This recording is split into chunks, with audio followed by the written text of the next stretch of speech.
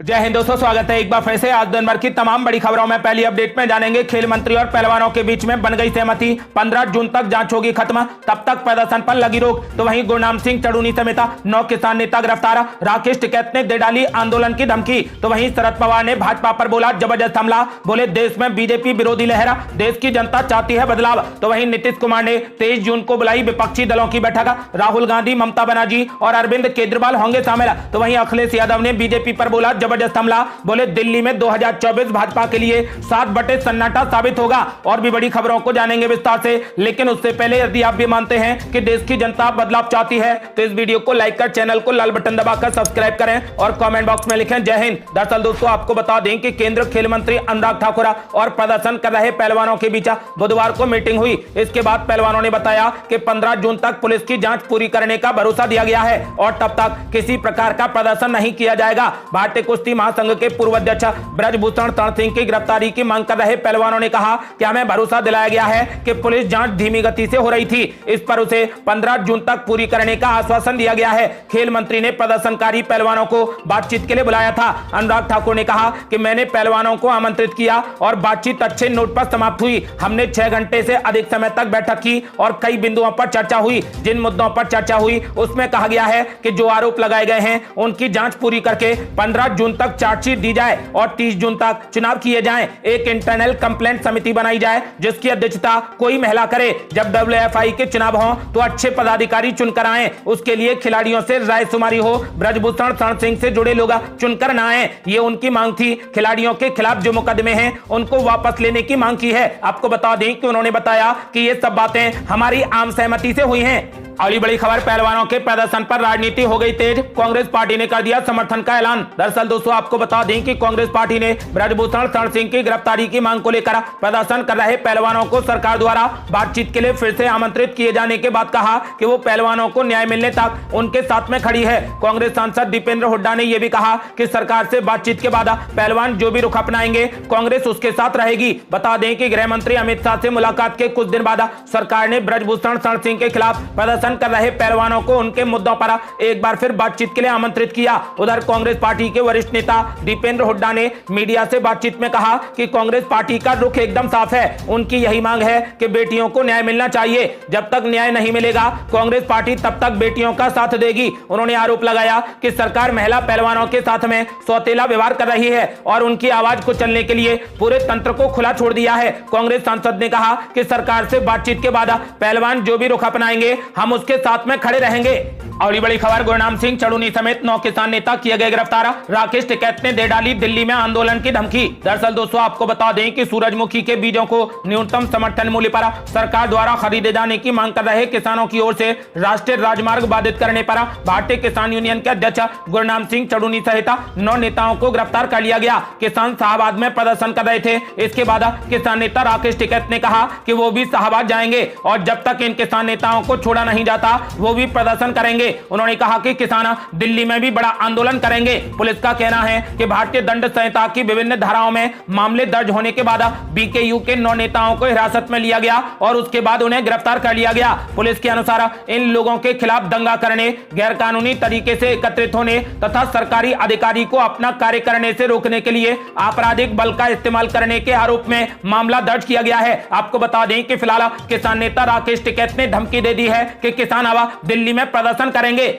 अगली बड़ी खबर, शरद पवार ने भाजपा पर बोला जबरदस्त हमला, बोले देश में बीजेपी विरोधी लहर, देश की जनता चाहती है बदलाव। दरअसल दोस्तों आपको बता दें कि कर्नाटक चुनाव में भाजपा को मिली शिकस्त के बाद विपक्ष की नजर 2024 में होने वाले लोकसभा चुनाव पर टिकी है। इसको लेकर महागठबंधन से लेकर तरह तरह की रणनीति अपनाई जा रही है। इस बीच राष्ट्रवादी कांग्रेस पार्टी के प्रमुख शरद पवार ने बुधवार को भाजपा पर जमकर हमला बोला। उन्होंने दावा किया कि वर्तमान में देश में भाजपा विरोधी लहर है और जनता कर्नाटक विधानसभा चुनावों के परिणामों को देखते हुए बदलाव चाहती है। आपको बता दें कि शरद पवार ने मीडिया से कहा कि अगर लोगों की यही मानसिकता रही तो देश आगामी चुनावों में बदलाव देखेगा। उन्होंने यह भी दावा किया कि महाराष्ट्र में छोटी छोटी घटनाओं को धार्मिक रंग दिया जा रहा है जो अच्छा संकेत नहीं है। भारतीय जनता पार्टी को कर्नाटक में हाल ही में हुए विधानसभा चुनावों में हार का सामना करना पड़ा। यहां कांग्रेस पार्टी 5 साल के अंतराल के बाद सत्ता में वापस आई है। देश में लोकसभा चुनाव 2024 में होने हैं और महाराष्ट्र विधानसभा चुनाव भी अगले साल के अंत में होने वाले हैं। शरद पवार ने कहा कहा कि परिदृश्य को देखते हुए मुझे लगता है कि भाजपा विरोधी लहर चल रही है। कर्नाटक चुनाव के नतीजों को देखते हुए लोग अब बदलाव के मूड में हैं। उन्होंने कहा कि अगर लोगों की ये मानसिकता बनी रही तो देश में बदलाव आएगा।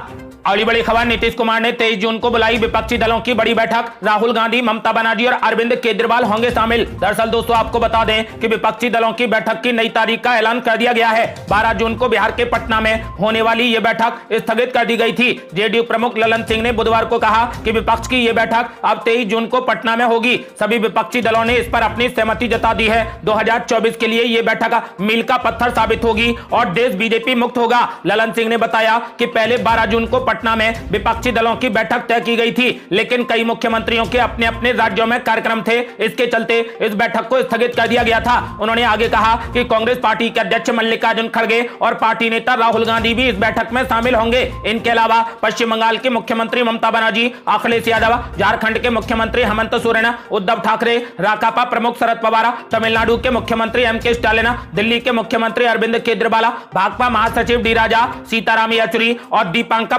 भट्टाचार्य भी इस बैठक में शामिल होंगे। इस बैठक को लेकर बिहार के उप मुख्यमंत्री तेजस्वी यादव ने कहा कि देश के जो हालात हैं उसे देखते हुए 23 जून को पटना में एक अहम बैठक होने वाली है। इस बैठक के बाद एक सकारात्मक रिजल्ट आएगा। लालू प्रसाद यादव और नीतीश कुमार समेत हम भी चाहते हैं कि विपक्ष एकजुट हो जाए। आपको बता दें कि इस बैठक में सभी पार्टियों के प्रमुख और मुख्यमंत्री मौजूद रहेंगे और ये बैठक 23 जून को पटना में होगी। अगली बड़ी खबर, केजरीवाल से मुलाकात के बाद अखिलेश यादव ने कर दिया बड़ा ऐलान। बोले दिल्ली में 2024 बीजेपी के लिए 7 बट्टे सन्नाटा साबित होगा। दरअसल दोस्तों आपको बता दें कि दिल्ली के मुख्यमंत्री अरविंद केजरीवाल ने बुधवार को उत्तर प्रदेश के लखनऊ में समाजवादी पार्टी के अध्यक्ष अखिलेश यादव से मुलाकात की। अरविंद केजरीवाल ने अखिलेश यादव से ये मुलाकात दिल्ली में प्रशासनिक सेवा पर नियंत्रण संबंधी केंद्र के अध्यादेश के खिलाफ समर्थन मांगने के लिए की है। इसके बाद दोनों ने प्रेस कॉन्फ्रेंस की और बीजेपी पर जमकर हमला बोला। वहीं अखिलेश यादव ने दिल्ली के मुख्यमंत्री से मुलाकात के बाद बीजेपी पर हमला बोलते हुए एक ट्वीट भी किया। इस ट्वीट में उन्होंने दावा करते हुए कहा कि दिल्ली का अध्यादेश बीजेपी की लोकतंत्र विरोधी सोच का ऑर्डिनेंस है। उन्होंने कहा कि हम राज्यसभा में दिल्ली की जनता की ओर से चुनी आम आदमी पार्टी सरकार के पक्ष में रहते हुए इसका विरोध करेंगे। दिल्ली की जनता 2024 के चुनाव में बीजेपी को 7 सीटों पर हराएगी। उन्होंने कहा कि दिल्ली में 2024 बीजेपी के लिए 7 बट्टे सन्नाटा साबित होगा।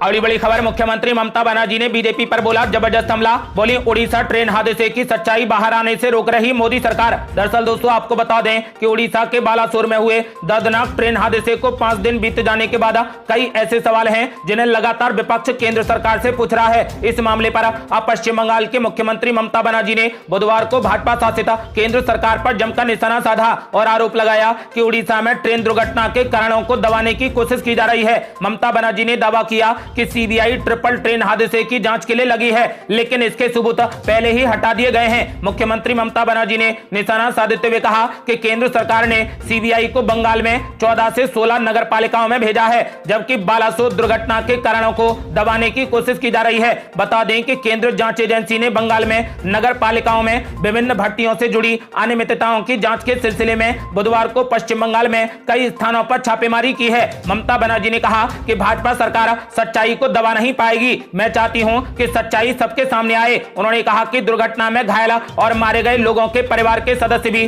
दुर्घटना का कारण जानना चाहते हैं। ममता बनर्जी ने कहा कि इसके पीछे के दोषियों को सख्त से सख्त सजा मिलनी चाहिए।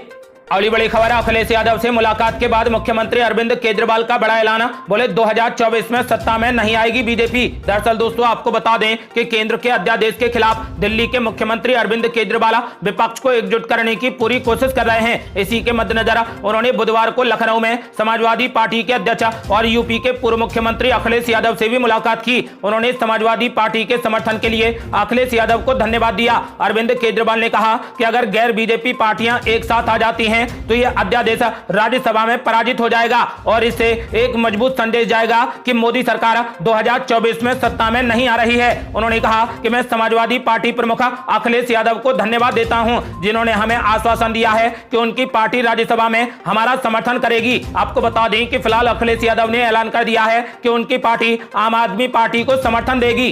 अगली बड़ी खबर, सर्व समाज खाप महापंचायत की कमेटी ने लिया बड़ा फैसला, कहा ब्रजभूषण शरण सिंह की तुरंत हो गिरफ्तारी। दरअसल दोस्तों आपको बता दें कि ब्रजभूषण शरण सिंह की गिरफ्तारी की मांग सर्व समाज खाप महापंचायत से भी उठी है। खाप महापंचायत की कमेटी की ओर से और भी कई फैसले लिए गए हैं। बुधवार को आंदोलनकारी पहलवानों के समर्थन में हरियाणा के चरखी दादरी के बलाली गाँव में सर्व समाज खाप महापंचायत हुई। इसमें करीब 40 खापों के प्रतिनिधियों के सुझाव सुनने के बाद 21 सदस्यीय कमेटी बनाई गई। इसके बाद कमेटी की ओर से फैसला सुनाया गया। कमेटी ने कहा कि पूरे देश और पहलवानों की मांग है कि ब्रजभूषण शरण सिंह की तुरंत गिरफ्तारी हो। फैसले में कहा गया है कि सारी खापें और 36 बिरादरी 24 घंटे किसी भी निर्णय के लिए तैयार रहेंगी। कमेटी ने यह भी कहा कि देश की सभी फेडरेशन राजनीति मुक्त रहेंगी। इसमें कहा गया है कि पहलवानों को उत्पीड़न से बचाने के लिए सरकार महिला की अध्यक्षता में ही ऐसी कमेटी गठित करे जो फेडरेशन से संबद्ध हो। कमेटी ने आह्वान किया है कि सभी को तैयार करें ताकि कोई भी आंदोलन हो तो बड़ी संख्या में लोग पहुंचे। आपको बता दें कि फिलहाल सर्व खाप महापंचायत में फैसला लिया गया है कि ब्रजभूषण की तुरंत गिरफ्तारी की जाए। अगली बड़ी खबर, दिल्ली तक पहुंची मणिपुर हिंसा की आंच, गृह मंत्री अमित शाह के आवास के बाहर किया गया जोरदार प्रदर्शन। दरअसल दोस्तों आपको बता दें कि मणिपुर में जारी हिंसा अभी तक रुकी नहीं है। बुधवार को भी सैकड़ों घरों में आग लगा दी गई और बीएसएफ का एक जवान भी शहीद हो गया। अब ये आंच दिल्ली तक पहुंच गई है। मणिपुर की हिंसा को लेकर कुकी समुदाय की महिलाओं ने नई दिल्ली में गृह मंत्री अमित शाह के आवास के सामने भी प्रदर्शन किया। एनडीटीवी की रिपोर्ट के मुताबिक प्रदर्शनकारियों ने कहा कि शांति का दिलासा दिए जाने के बाद भी मणिपुर में उनके समुदाय के लोगों पर लगातार हमले हो रहे हैं। उन्होंने कहा कि लोगों की जिंदगी दांव पर लगी है, केवल गृह मंत्री और प्रधानमंत्री ही मदद कर सकते हैं। बता दें कि मंगलवार को सुरक्षा बलों और उग्रवादियों के बीच में गोलीबारी में एक जवान भी शहीद हो गया, वहीं 2 घायल हो गए थे। इसके अलावा उपद्रवियों ने इलाके में कई मकानों को जला दिया। आपको बता दें कि अब महिलाओं ने गृह मंत्री अमित शाह के घर के सामने जोरदार प्रदर्शन किया और मदद की गुहार लगाई। अगली बड़ी खबर, मणिपुर हिंसा को लेकर कांग्रेस पार्टी ने मोदी सरकार पर बोला जबरदस्त हमला, जयराम रमेश ने पूछ डाले कई सवाल। दरअसल दोस्तों आपको बता दें कि मणिपुर में हिंसा की घटनाओं को लेकर कांग्रेस पार्टी ने बुधवार को पीएम मोदी पर निशाना साधा। कांग्रेस पार्टी ने सवाल किया कि प्रधानमंत्री मोदी चुप क्यों हैं और वो राज्य का दौरा कर समुदायों के बीच में सुलह की अपील क्यों नहीं करते। कांग्रेस महासचिव जयराम रमेश ने पूछा कि प्रधानमंत्री सर्वदलीय प्रतिनिधि मंडल को मणिपुर भेजने की पहल क्यों नहीं कर रहे। उन्होंने केंद्र सरकार पर कटाक्ष करते हुए कहा कि ऐसा लगता है कि 7 सप्ताह पहले मणिपुर में जो भयावह त्रासदी शुरू हुई थी वो खत्म नहीं हुई है। गृह मंत्री ने 1 महीने की देरी से राज्य का दौरा किया और इस कृपा के लिए राष्ट्र को उनका आभारी होना चाहिए, लेकिन प्रधानमंत्री अब भी चुप क्यों हैं। कांग्रेस पार्टी ने सवाल किया है कि प्रधानमंत्री मणिपुर का दौरा कर सुलह की अपील क्यों नहीं करते, वो सर्वदलीय प्रतिनिधि मंडल को मणिपुर जाने के लिए प्रोत्साहित क्यों नहीं करते। इस बीच बुधवार को सुरक्षा बलों ने मणिपुर में छीने गए हथियारों और गोला बारूद को बरामद करने के लिए संयुक्त तलाशी अभियान शुरू किया है। स्थानीय लोगों से ऐसे हथियारों को शांति और सद्भाव के लिए सुरक्षा बलों को सौंपने का आग्रह किया है। अगली बड़ी खबर, मध्य प्रदेश में बड़ी जीत हासिल करने के लिए कांग्रेस पार्टी खेल रही माइंड गेम, भाजपा और आरएसएस के सर्वे पर पार्टी ने तैयार की चुनावी रणनीति। दरअसल दोस्तों आपको बता दें कि मध्य प्रदेश में विधानसभा चुनाव के लिए अब थोड़ा ही वक्त बचा है। ऐसे में सत्ताधारी भाजपा और कांग्रेस दोनों चुनावी तैयारियों में जुटी है। इसी बीच कांग्रेस पार्टी ने आरएसएस का जिक्र करते हुए बड़ा दावा किया है। कांग्रेस पार्टी ने कहा कि आरएसएस के सर्वे से भाजपा में हाहाकार मचा हुआ है। प्रदेश में कांग्रेस सत्ता में वापसी कर रही है, जबकि पार्टी और आरएसएस के विभिन्न सर्वे में पार्टी को 60 से भी कम सीटें मिलती दिख रही हैं। आपको बता दें कि हाल ही में कांग्रेस पार्टी ने ट्वीट कर लिखा है कि मध्य प्रदेश में इस साल के आखिर तक विधानसभा के चुनाव होने हैं। चुनाव से पहले कई सर्वे सामने आए हैं जिनमें प्रदेश में कांग्रेस पार्टी की सरकार बनती नजर आ रही है। साथ ही भाजपा 55 सीटों से भी कम पर सिमट रही है। कांग्रेस पार्टी के पास में 2018 के अपने 15 महीनों का कार्यकाल और कमलनाथ जैसे निर्विवाद और अनुभवी नेता का साथ है। इसे लेकर वो जनता के बीच में पहुंच रही है। दरअसल मध्य प्रदेश में भाजपा पर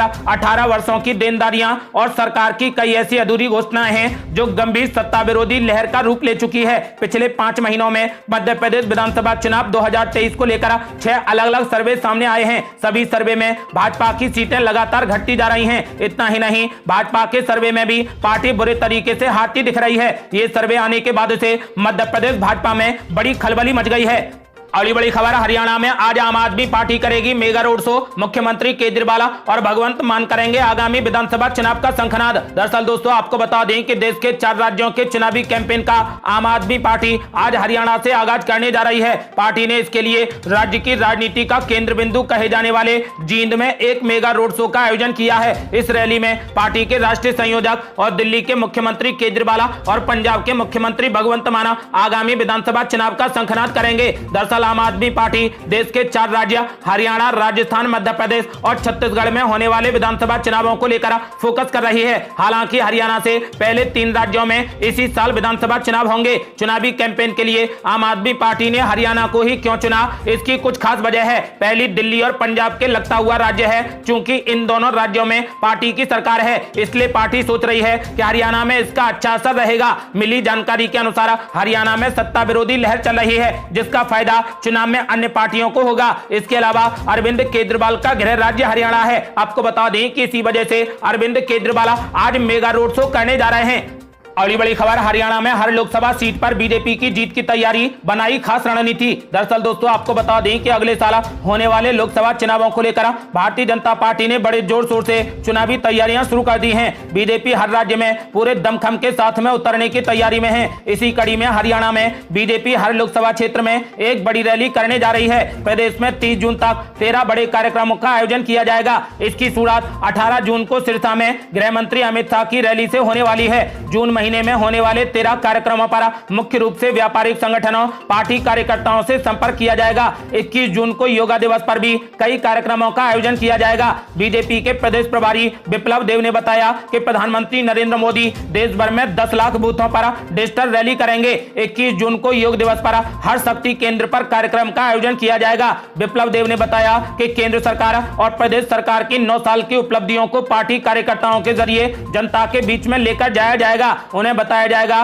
कि सरकार ने क्या क्या कल्याणकारी योजनाएं चलाई हैं। साथ ही पार्टी के वरिष्ठ कार्यकर्ताओं से संपर्क किया जाएगा जो शुरुआत से ही संगठन से जुड़े हुए हैं, उनका मार्गदर्शन लिया जाएगा। बीजेपी के प्रदेश प्रभारी विप्लव देव द्वारा हांसी में एक प्रेस कॉन्फ्रेंस में हरियाणा में तीसरी बार बीजेपी की सरकार बनने का दावा किया गया है। आपको बता दें कि उन्होंने कहा कि पहले यह माना जाता था कि नॉर्थ ईस्ट राज्यों में बीजेपी की सरकार बनना मुश्किल है, लेकिन हमने जनता के आशीर्वाद से असंभव लगने वाले काम को भी संभव कर दिया। बीजेपी के आगामी कार्यक्रमों को लेकर कार्यकर्ताओं में उत्साह देखा जा रहा है। आपको बता दें कि 2024 को लेकर बीजेपी ने अब बड़ी रणनीति तैयार कर ली है। बीजेपी अब देश भर में बड़ी रैलियां करने जा रही है। अगली बड़ी खबर, किसानों के लिए बड़ी खुशखबरी, धान से लेकर दालों तक सरकार ने बढ़ा दी कई फसलों की एमएसपी। दरअसल दोस्तों आपको बता दें कि केंद्रीय मंत्रिमंडल ने 7 जून को अपनी बैठक में तुअर की दाल, उड़द की दाल, धान और मक्का का न्यूनतम समर्थन मूल्य बढ़ाने को मंजूरी दे दी है। इसके अलावा किसानों को राहत देते हुए मूंगफली, सोयाबीन समेत कई अन्य फसलों पर भी एमएसपी में इजाफा कर दिया है। दरअसल केंद्रीय मंत्रिमंडल ने वर्ष 2023-24 के लिए खरीफ फसलों के न्यूनतम समर्थन मूल्य में वृद्धि को मंजूरी दी है। केंद्रीय मंत्रिमंडल ने 2023-24 के लिए धान के न्यूनतम समर्थन मूल्य को 143 रुपए बढ़ाकर 2183 रुपए प्रति क्विंटल करने को मंजूरी दी है। मूंग का न्यूनतम समर्थन मूल्य सबसे अधिक बढ़ाकर 8558 रुपए प्रति क्विंटल कर दिया है। आपको बता दें कि कैबिनेट ने तुअर की दाल के एमएसपी में 400 रुपए प्रति क्विंटल की बढ़ोतरी की है। अब तुअर की दाल का एमएसपी 7000 रुपए प्रति क्विंटल हो गया है। इसी तरह उड़द की दाल के एमएसपी में 350 रुपए प्रति क्विंटल की बढ़ोतरी को मंजूरी दी गई है, जिसके बाद इसे बढ़ाकर अब 6950 रुपए प्रति क्विंटल कर दिया गया है। ये थी अब तक की बेहद बड़ी खबरें। ऐसी ही रोजाना की ताजा खबरों को जानने के लिए हमारे चैनल को लाल बटन दबाकर सब्सक्राइब करें और घंटी बटन भी दबा दें। जल्दी मिलते हैं बड़ी अपडेट के साथ, तब तक के लिए जय हिंद, जय भारत।